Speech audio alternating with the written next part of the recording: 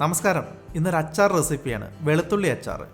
വെളുത്തുള്ളി എപ്പോഴും അവൈലബിൾ ആയിട്ടുള്ള ഒരു ഇൻഗ്രീഡിയൻ്റ് ആണ്. അതിന് പ്രത്യേകിച്ച് സീസണൊന്നുമില്ല. Guys, my name is Shaan Geo and welcome to the video.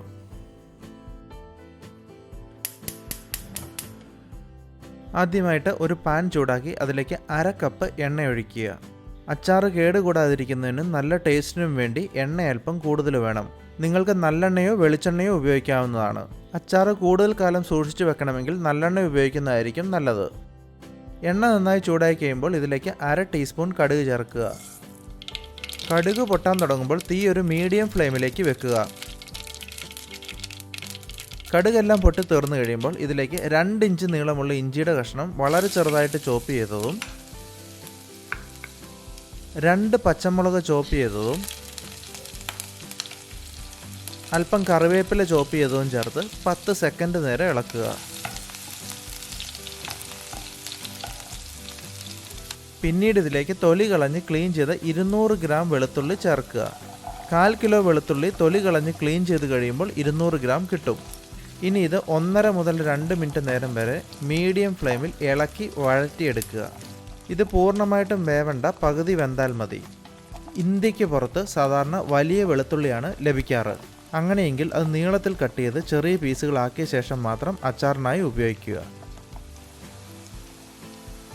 ഇനി ഇതിലേക്ക് 1.5 ടീസ്പൂൺ ഉപ്പ്, 1/2 ടീസ്പൂൺ മഞ്ഞൾപ്പൊടി, 1 ടേബിൾ സ്പൂൺ മുളക് പൊടി,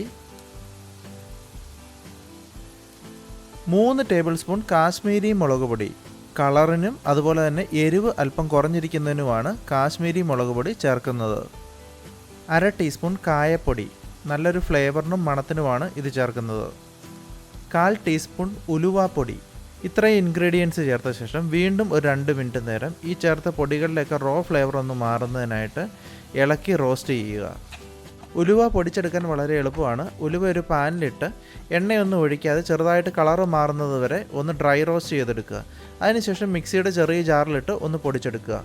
ഇങ്ങനെ മാസത്തിലൊരിക്കൽ ഉലുവ പൊടിച്ച് എയർ ടൈറ്റ് ആയിട്ടുള്ള ഒരു കണ്ടെയ്നറിൽ അടച്ച് സൂക്ഷിച്ചാൽ മീൻകറി, മോരുകറി, കാളൻ ഇതുപോലുള്ള കറികളൊക്കെ ഉണ്ടാക്കുമ്പോൾ അതിലല്പം ചേർത്ത് കൊടുത്താൽ നല്ല സ്വാദുണ്ടാവും.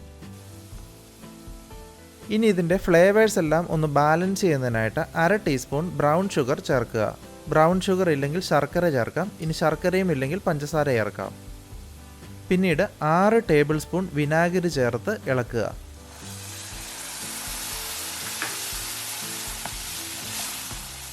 ഏകദേശം 1 മിനിറ്റ് നേരം കൂടി ഇളക്കിയ ശേഷം തീ ഓഫ് ചെയ്യുക.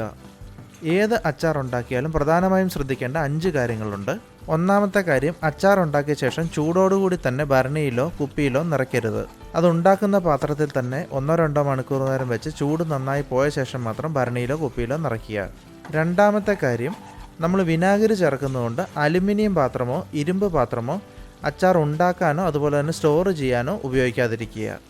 മൂന്നാമതായി ശ്രദ്ധിക്കേണ്ടത്, ഒരിക്കലും നനവുള്ള കുപ്പിയിൽ അച്ചാർ സൂക്ഷിക്കരുത്. പറ്റുമെങ്കിൽ വെയിലത്ത് വെച്ച് ഉണക്കിയ കുപ്പിയിൽ മാത്രം സൂക്ഷിക്കുക. അല്പമെങ്കിലും വെള്ളത്തിൻ്റെ അംശമുണ്ടെങ്കിൽ അച്ചാർ വളരെ പെട്ടെന്ന് തന്നെ കേടായി പോകും. നാലാമത്തെ കാര്യം, അച്ചാർ എടുക്കുന്നതിനായി ഒരിക്കലും നനഞ്ഞ സ്പൂൺ ഉപയോഗിക്കരുത്. എപ്പോഴും നന്നായിട്ട് ഉണങ്ങിയ സ്പൂൺ ഉപയോഗിച്ച് മാത്രം അച്ചാർ എടുക്കുക. അഞ്ചാമതായി ശ്രദ്ധിക്കേണ്ടത്, അച്ചാർ കേടുകൂടാതെ കൂടുതൽ ദിവസം ഇരിക്കുന്നതിനായി ഫ്രിഡ്ജിൽ സൂക്ഷിക്കുക. കുപ്പിയിലോ ഭരണിയിലോ ആക്കിയ ശേഷം 2 ദിവസം പുറത്ത് സൂക്ഷിച്ച് അതൊന്ന് സെറ്റായതിനു ശേഷം 3-ാമത്തെ ദിവസം എടുത്ത് ഫ്രിഡ്ജിലേക്ക് വെക്കുക. വെളുത്തുള്ളി അച്ചാർ വളരെ ഈസി ആയിട്ട് വീട്ടിലെങ്ങനെ തയ്യാറാക്കാമെന്ന് നമ്മൾ കണ്ടു. ഇൻഗ്രീഡിയൻസ് ലിസ്റ്റ് ഞാൻ ഡിസ്ക്രിപ്ഷനിൽ കൊടുത്തിട്ടുണ്ട്. അതുപോലെ നിങ്ങളുടെ അഭിപ്രായങ്ങളും നിർദ്ദേശങ്ങളും താഴെ കമൻറ്റ് ചെയ്യുക. See you with another video. Thanks for watching.